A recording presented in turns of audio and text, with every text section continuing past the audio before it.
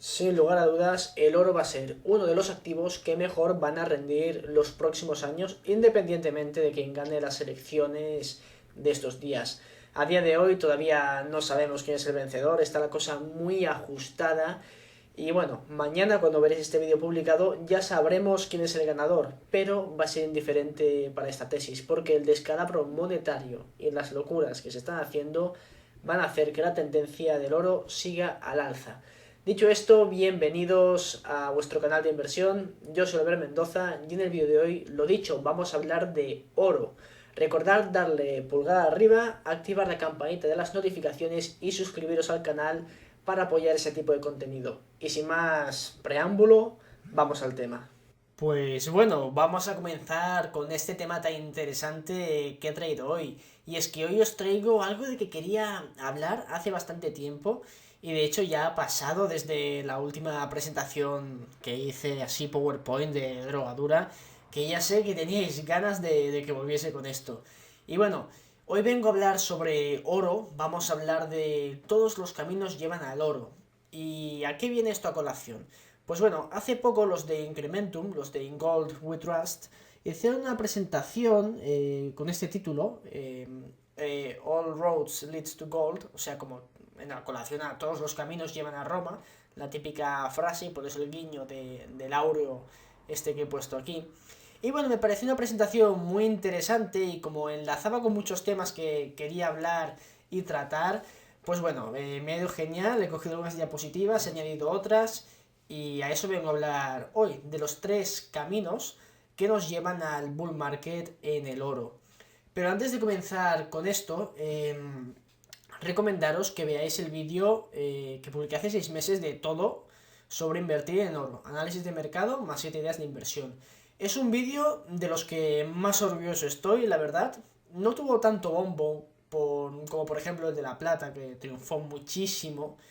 Pero incluso este, que lo hice a posterior, pues no sé, yo me quedé con un sabor de boca bastante más positivo y está muy currado. En ese vídeo, pues bueno, explico todas las tendencias de qué hace que el oro se mueva hacia arriba, tema de minería, de distribución, bueno, un montón de cosas súper interesantes. Y tanto si no entendéis mucho del sector como si entendéis algo, creo que le podréis sacar bastante provecho. Así que recomiendo que lo veáis antes de comenzar con este vídeo. En este vídeo trataremos de cosas variadas, un poquito de cosas macroeconómicas y bueno, ya os digo que el tema promete mucho.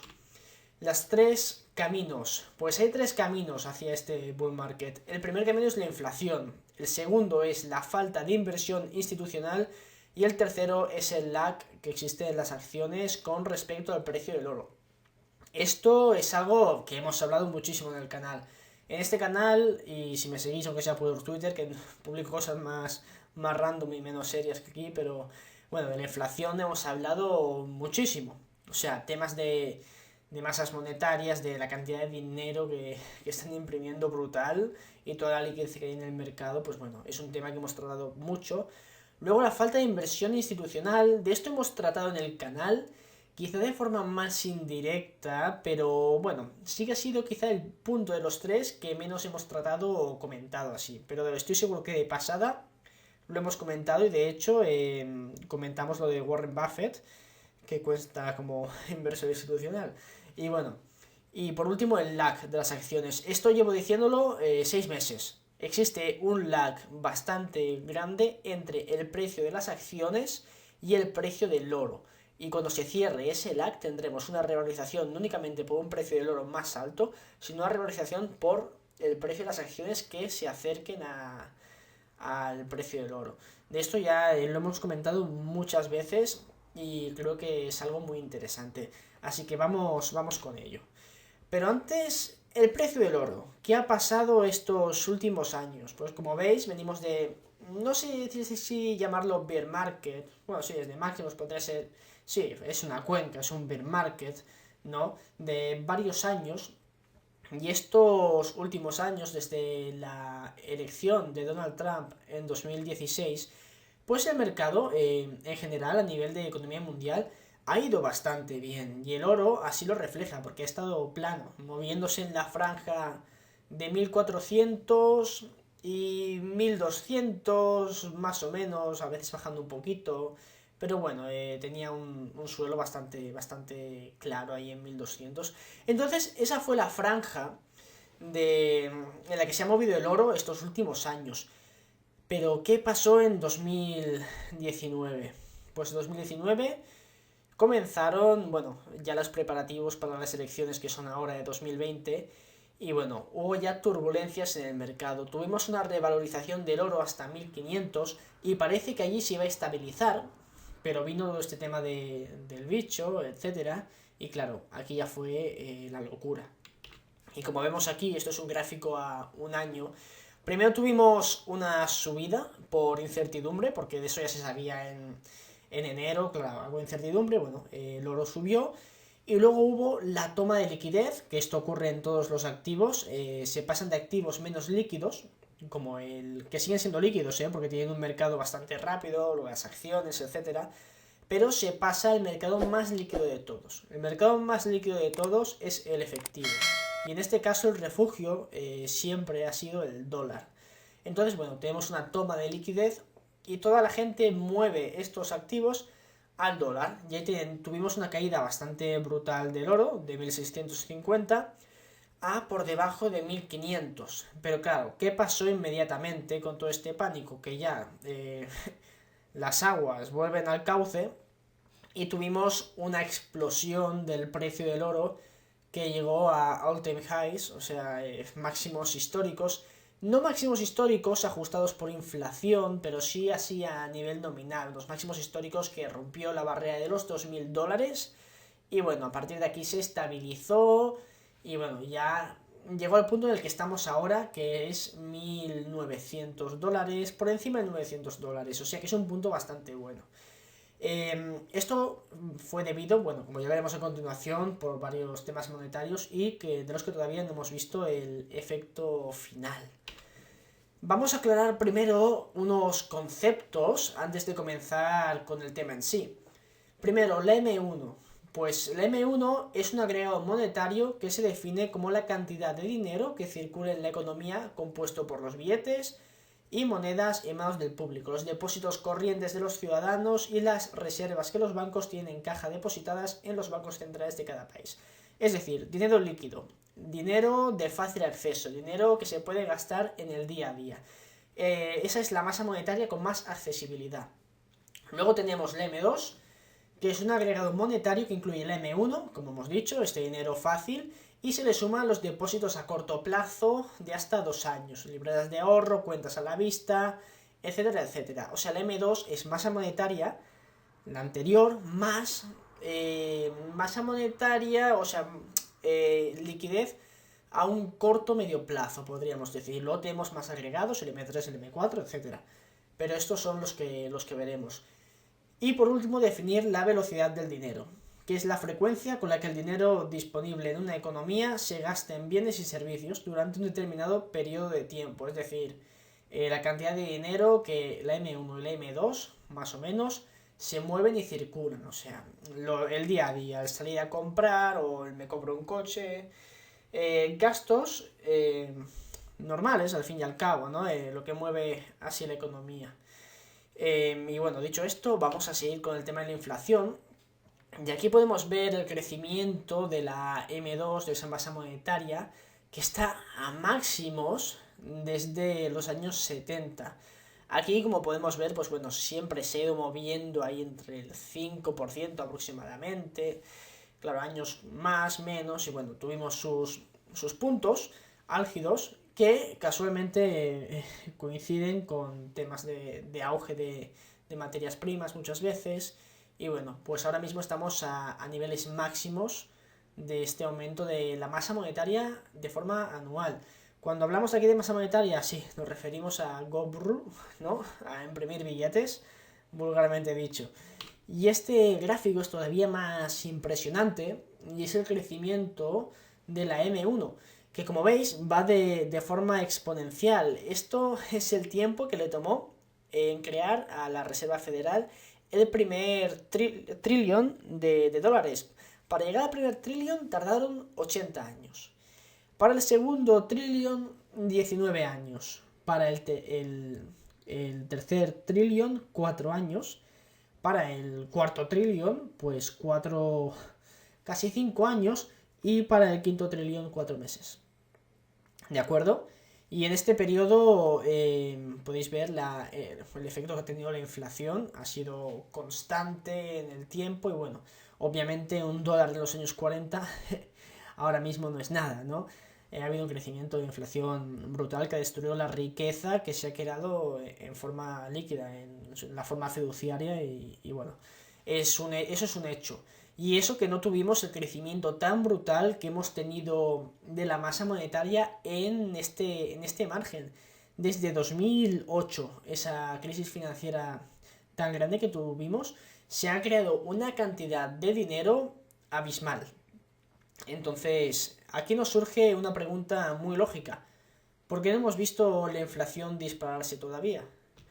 Y como vemos aquí, esto es la inflación de los últimos años, pues bueno, estuvo en un ratio, digamos, aceptable. Si podemos calificar a la inflación como algo aceptable y a que se impriman billetes como algo, una práctica decente que deberían hacer los bancos centrales, pero bueno, eso es otro tema a discutir. Y como vemos, pues bueno, sí que ha habido un incremento de inflación, pero nada descabellado. De hecho, techos de 2,5, que bueno, y la inflación se ha mantenido bastante baja. Normalmente hemos podido ver, pues bueno, el escenario de por debajo de 2 era la norma. Y de hecho esto coincide, bueno, que ya hablaremos un poquito más adelante, luego lo comentaré, con una noticia de la Fed, que ahora hablaremos. Entonces, la pregunta es, ¿por qué no se ha disparado la inflación y se ha mantenido en un rango, pues bueno, bajo, aceptable, que permite que la gente controle su preferencia temporal y pueda alargarla en el tiempo, al menos en el medio plazo, ¿no? ¿Qué ha pasado? Porque, como vemos, la cantidad de pasta que se ha imprimido y toda esta masa monetaria, ¿dónde está? Y esto es muy interesante, y esto es lo que hemos comentado antes, la velocidad del dinero.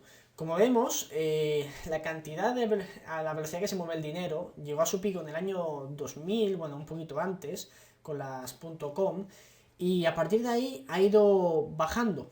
O sea, y hemos llegado ahora al mínimo. Obviamente todo este tema del bicho pues ha complicado todo y ya ha pausado de forma brutal la economía. Ya venía bajando la velocidad del dinero desde la crisis financiera de 2008 y bueno, esto que ha ocurrido ahora ha sido el remate total, la paralización de la economía. Por lo tanto, toda esta liquidez, que mucha de ella se ha dado en forma incluso de helicóptero del dinero, o sea, esto de lo que dice la teoría moderna monetaria, o sea, repartir dinero es muy keynesiano todo, ¿no? El consumo tira de la economía, etcétera, etcétera. Pero bueno, lo que hemos visto es un parón de la economía y por lo tanto la velocidad del dinero pues se ha ido a mínimos, porque esto no había ocurrido nunca antes, un parón tan grande en la economía a nivel mundial. Esto, bueno, es de la Reserva Federal, hablamos de Estados Unidos, que bueno, pero básicamente Estados Unidos controla el mundo casi. Entonces, pues bueno, es lo que hemos visto y por esto yo creo que puede ser uno de los principales causantes de que no hayamos visto inflación como podría haber habido. Por la bajada progresiva y porque se ha impreso dinero, pero no tan bestia como se ha impreso este último año. Entonces, pues bueno, para que os hagáis una idea de la locura que es, casi la mitad de los dólares, o sea, incluso más de la mitad de los dólares que hay en circulación se han imprimido en los últimos 10 años. O sea, esto es una barbaridad. ¿Y por qué no hemos visto inflación? Por lo que digo, por la caída progresiva de la velocidad del dinero y esta brutalidad que hemos visto estos últimos 4 meses, o sea, 2020, ha venido compensada por esta caída brutal en la velocidad del dinero. Aquí la pregunta es, ¿qué pasará cuando haya una vacuna o cuando esto ya no sea un problema y el consumo vuelva y la velocidad del dinero explote a su nivel de equilibrio, podríamos decir, o su nivel normal? ¿Qué pasará cuando toda esa liquidez llegue realmente al mercado? Ahí es donde tendremos realmente el problema, creo yo. Algo también muy interesante es que el gobierno va a ir a tope. Aquí gane quien gane, no importa. El estímulo que van a tener que realizar a nivel monetario para salvarse el culo como políticos. Aquí no estoy juzgando si está bien o está mal, ¿eh? Yo digo lo que van a hacer como políticos. Es meter un estímulo a la economía brutal. ¿Cómo lo van a hacer? Imprimiendo dinero. Eh, Esto, bueno, lo podríamos clasificar casi de atentado contra la humanidad, porque esto es la destrucción de la riqueza en su máximo exponente, pero bueno, es la realidad y es lo que va a ser. Entonces, pues bueno, como vemos, la deuda no para de crecer de forma brutal para financiar los déficits. Y bueno, ¿cómo se paga la deuda cuando no puedes exprimir quizá más a la población? No hay un cierto límite. Devaluando la moneda y pagándolo y con inflación. Y eso es un hecho. Y bueno, algo también muy interesante que hemos visto es este gráfico que vi que correlaciona los tipos negativos con los bull markets en el oro. Como podemos ver, a ver si puedo sacar esto, lo de pintar. Sí, aquí. Pues bueno, los ratios negativos pues normalmente llevan a una subida del oro, ¿no? Y cuando tenemos tipos de interés positivos, normalmente tenemos un bear market. Aquí fue bastante prolongado, pero como vemos es bastante claro. Aquí me hizo gracia un comentario que hizo Martín en Twitter, que es Value Investors cuando hacen análisis técnico de un stock, y todos locos. Value Investors cuando hacen análisis técnico de gráficos de este tipo y todos, wow, qué interesante y tal. Pero bueno, ya me entendéis, ¿no? Pero es bastante curioso esta relación que hay con los tipos de interés negativos y la subida del oro. Y bueno, obviamente vamos a ver tipos de interés súper negativos. De hecho, la Fed ya ha dicho que no hay, ni están pensando en pensar subir los tipos. Y de hecho sería un poco caótico a nivel económico. Aparte de esto, lo que quería comentar antes de la Fed es que este verano cambió su objetivo de mantener la inflación por debajo del 2%. Ahora el objetivo de la Fed, que pasó un poco desapercibido por veranito y todo el tema del bicho, pues es mantener de media una inflación del 2%. Como hemos visto en los últimos años, la inflación ha estado por debajo del 2%. Están haciendo esfuerzos titánicos para aumentar la inflación. Y parece que de momento no se puede, obviamente por esto que hemos visto antes, que yo creo que es de las principales causas. Entonces no van a cesar en sus esfuerzos para seguir o intentar aumentar la inflación, y yo creo que es una pelota que tarde o temprano explotará y nos pegará en la cara. Así que bueno, esto es algo bastante interesante también a tener en cuenta. Ahora vamos a pasar al siguiente punto. Dejemos ya el tema de la inflación, que pesado estás, Alberto, hablando de inflación y de tipos de interés, y vamos a hablar de la falta de inversión. Este es un gráfico súper interesante, porque aquí cogieron los mayores fondos de inversión del mundo y bueno, les ponderaron qué porcentaje del portfolio correspondía a las materias primas. Y como vemos, pues un ínfimo del 3%. ¿Y cuánto el oro? El 0,15%. O sea, es ridículo.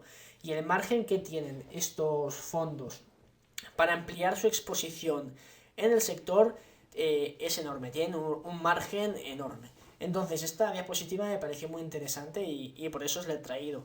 Y poco a poco estamos viendo que sí que hay un flujo de inversores institucionales hacia el sector. De hecho, lo estuvimos viendo con los ETFs de oro, que van recibiendo cada vez más inversión. Y también vimos un cambio de paradigma muy interesante hace unos meses, que fue que Warren Buffett pues entró en el sector del oro. Tanto que había criticado la minería y la inversión en oro, pues bueno, vimos que tomó una posición, si no recuerdo mal, en Newmont, sí, creo que fue en Newmont, si no recuerdo mal, si me equivoco ya me corregiréis, y bueno, pues fue algo que impactó bastante al sector. Y bueno, no dejó de ser una posición muy pequeña, pero bueno, la anécdota estaba servida. Eso también es muy interesante y esto es lo que he comentado y creo que es lo que más he comentado en el canal, que es el lag que existe entre el precio del oro y el precio de las acciones. O sea, las acciones cotizan como si el oro estuviese todavía a 1500 y está a 1900. Entonces, esto es muy interesante porque tarde o temprano se verá esta reversión a la media que se suele decir, pero no tiene por qué, porque depende cómo sea el bull market, podemos ver que va a superar la media histórica. Pero aún así es muy interesante que tarde o temprano la tenga que coger y entonces, si estamos dentro de un bull market del oro, tendremos una revalorización, como he comentado al principio, no únicamente por el precio del metal, sino también porque este gap de valoración se irá cerrando. Por lo tanto, pues bueno, es un doble win, ¿no?, que tenemos allí. Entonces es muy interesante también el tema del lag. Y por último, esta diapositiva, esto es totalmente de ellos, son sus escenarios para el oro. Y esto lo podréis ver en el report que tienen en la página 345, la de In Gold We Trust. Y bueno, pues como veis aquí calculan las probabilidades que ellos estiman. Y bueno, pues calculan que para 2030 un precio conservador para el oro sería de $4.800 y un escenario, bueno, ya bueno, de casi 9.000. Quiero decir que son bastante conservadores, creo yo. Sí que es cierto que parece una locura. En comparación con otros analistas, inversores del sector, que bueno, que calculan precios bastante más altos para finales de década. Aún así es una diapositiva que quería dejaros. No estoy aquí yo para deciros qué precio del oro va a haber aquí a 10 años. No tengo ni idea. Eh, y realmente nadie lo sabe. Lo que sí que podemos intuir es que va a ser más alto que el precio actual. Y bueno, pues esto ha sido todo por el vídeo de hoy. Recordad que si queréis aprender más sobre inversión en el sector minero, tenéis mi masterclass de inversión minera. Si me contactáis en el email de la descripción, pues bueno, os enviaré la información de cómo podéis acceder a ella. Y si os interesan las materias primas en general, tengo un ebook gratuito que igual me contactáis y os lo envío. Recordad suscribiros porque ayuda bastante al canal y darle like. Y bueno, también recordad que tenéis disponible el podcast By the Deep, donde Martí Alonso, alias el César, y yo comentamos, pues bueno, nuestra cartera, el mercado, traemos a gente súper interesante. Y bueno, y también la plataforma de análisisdeinversión.com, donde podéis ganar dinero haciendo análisis y bueno, y consumirlos también. Así que esto es todo por el vídeo de hoy y nos vemos en el siguiente. Chao.